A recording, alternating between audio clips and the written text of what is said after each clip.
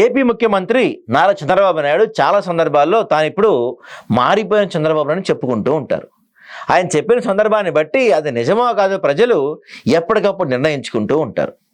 ప్రస్తుతం ఆయన డైలాగులని అలాంటి డైలాగులు ఎక్కడ వల్లించలేదు. కానీ ఒక విషయంలో తాజా పరిణామాలను గమనిస్తే నిజమేనేమో ఆయన మారిపోయిన చంద్రబాబే అని ఎవరికైనా అనిపించక మారదు. ముఖ్యమంత్రి చంద్రబాబు నాయుడు అయోధ్యలో రామాలయం దర్శించుకున్నారు. ఈ సందర్భంగా ఆయన చెప్పిన మాటలు ఆయన పట్ల ప్రజలు తమ అభిప్రాయాలను మార్చుకునే విధంగా ఉన్నాయి. అత్యుత్తమ పరిపాలనకు రామరాజ్యమే కొలమానమని అయోధ్యలో శ్రీరాముడు దర్శించుకోవడం తనకు కొత్త శక్తిని ఇచ్చిందని చంద్రబాబు చెప్పారు. రాముడు పాటించిన విలువలు కాలానికి అతీతంగా స్ఫూర్తినిస్తుంటాయని, సుపరిపాలనకు మార్గదర్శకంగా నిలుస్తాయని కూడా అన్నారు. రాముడి పాలన ఏ రకంగా గొప్పదో, రాముడు అనుసరించిన ఏ పరిపాలనా విధానాలను తాను అమలు చేయబోతున్నాడో ఆయన దృష్టాంతాలు ఏమీ చెప్పలేదు. ఏదో జనాంతికంగా అందరూ అంటున్నట్లుగా రామరాజ్యమే గొప్పదని కీర్తించారు. ఇంతవరకు పర్లేదు. రాముడి గుడికి వెళ్ళి ఏ రాజకీయ నాయకుడు ఇలాంటి మాటలే వల్లిస్తారు. కానీ ఆయన చెప్పిన మరికొన్ని మాటలు ఆయన సహజ శైలికి విరుద్ధమైనవి. అయోధ్య రామ మందిరం మన సంస్కృతికి ప్రతీక. ఎన్నో యుగాల తర్వాత ఆలయం నిర్మితమైంది.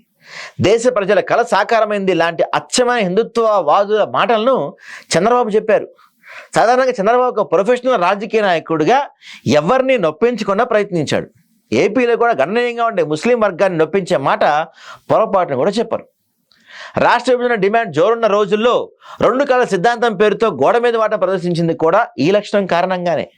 అలాంటి నేపథ్యంలో అయోధ్య రామాలయ నిర్మాణంతో దేశ ప్రజల కళ సాకారమైంది వంటి మాటలతో ముస్లిం వర్గాన్ని బాధపెట్టే మాటలు మాట్లాడతారని చంద్రబాబు నుంచి ఎవరు ఊహించరు.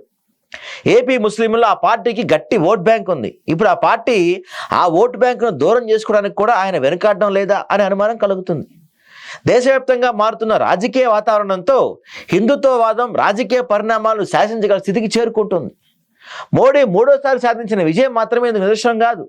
మరోసారి కూడా మోడీ సర్కార్ను అడ్డుకోవటం సాధ్యం కాదనిపించేలా పరిణామాలు దేశమంతటా కనిపిస్తున్నాయి. హిందుత్వ విధానంతో రూపొందించే సినిమాలు క్రేజీగా హిట్ అవుతున్నాయి. ఆ రంగు పులుముకున్న వ్యాపారాలు కూడా గట్టిగా రాణిస్తున్నాయి.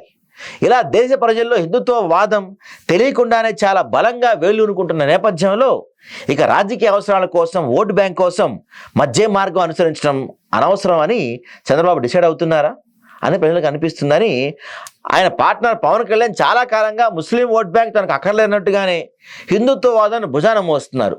అదే బెటర్ మార్గం అని తాజాగా చంద్రబాబు కూడా ఫిక్స్ అయినట్టున్నారు. ఇలాంటి తీరు గమనించినప్పుడు ఖచ్చితంగా ఆయన మారిపోయిన చంద్రబాబు అనే మాట అయితే బలంగా వినిపిస్తుందండి.